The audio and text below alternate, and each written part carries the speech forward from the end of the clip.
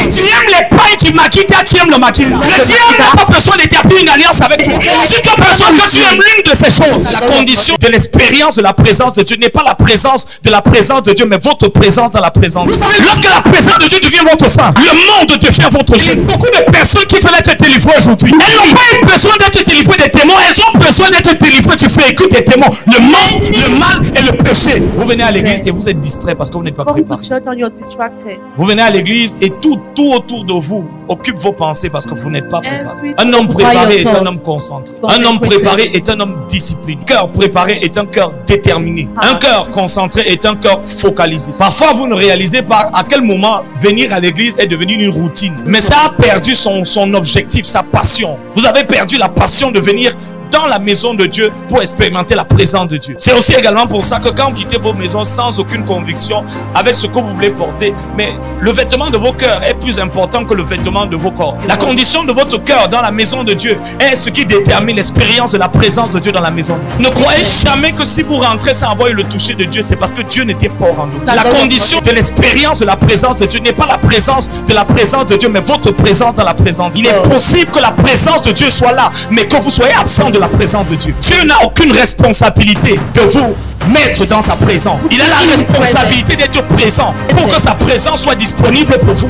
Mais vous avez la responsabilité d'être présent dans sa présence pour expérimenter sa présence qui est présente. Parce que la présence de Dieu peut être présente et vous êtes absent de cette présence. Dieu vient, mais il ne s'impose pas. Une fois que sa présence est là, c'est votre responsabilité de mettre votre présence dans sa présence. Et l'une des conditions pour pouvoir être dans la présence de Dieu, c'est de créer la diminution qui permet à Dieu d'être présent en vous. Frères et sœurs, parfois vous arrivez à l'église, vos pensées montrent que vous n'êtes pas dans la présence de Dieu. La présence de Dieu laisse des traces. On ne peut pas ignorer lorsqu'on y est. Elle a un impact sur notre cœur, un impact sur notre corps, un impact sur nos pensées, un impact sur notre volonté. Elle affecte nos sentiments. C'est pas être dans la présence de Dieu et être distrait. Plus vous y êtes, plus vous avez envie d'y être. Lorsque tu aimes un homme de la présence de Dieu, tu dois aussi aimer la présence de Dieu que cet homme aime. Parce qu'il est dangereux d'aimer un homme de la présence de Dieu lorsqu'on n'aime pas la présence de Dieu. Lorsqu'il entre là-bas, il ne veut plus sortir parce que la présence de Dieu est addictive. Elle donne une addiction. Lorsqu'on y est accouté, on n'a plus envie de quitter. On dit Seigneur, s'il te plaît, fais en sorte que ça ne s'arrête plus jamais. C'est pour ça que David a dit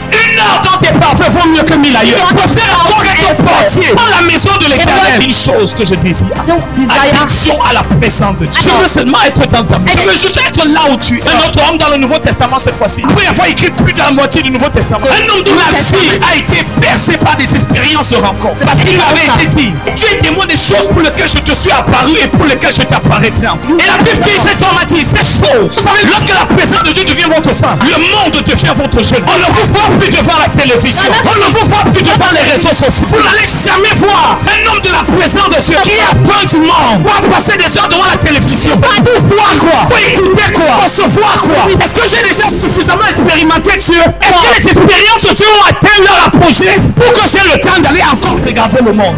Est-ce que j'ai suffisamment de vision? On a besoin de regarder la télévision. Les hommes qui ont faim du monde vont gêner de Dieu. Et lorsqu'on gêne de Dieu, le péché devient naturellement et automatiquement notre réalité. Le monde nous donne une joie qui se conclut par la dépression. Le monde nous donne un plaisir qui s'achève par l'esclavage. Beaucoup de personnes qui veulent être délivrées aujourd'hui, elles n'ont pas eu besoin d'être délivrées des démons, elles ont besoin d'être délivrées du fait écoute des démons. Le monde, le mal et le péché. Quitte le monde et tu quitteras le diable. Parce que tu ne peux pas délivrer un homme du diable alors qu'il n'a pas été délivré du monde. Si tu aimes les pains du Makita, tu aimes le Makita. Le diable n'a pas besoin d'établir une alliance avec toi. Il a juste besoin que tu aimes l'une de ces choses pour établir que tu lui appartiens. Il est trop rusé pour dire à Jésus, si tu fais ci, je te donne le monde. Mais le problème c'est qu'on ne peut fléchir devant le diable que si on aime le monde. On peut être esclave du diable que si on aime le monde. En d'autres termes, si tu aimes le monde, alors mets-toi à genoux devant lui.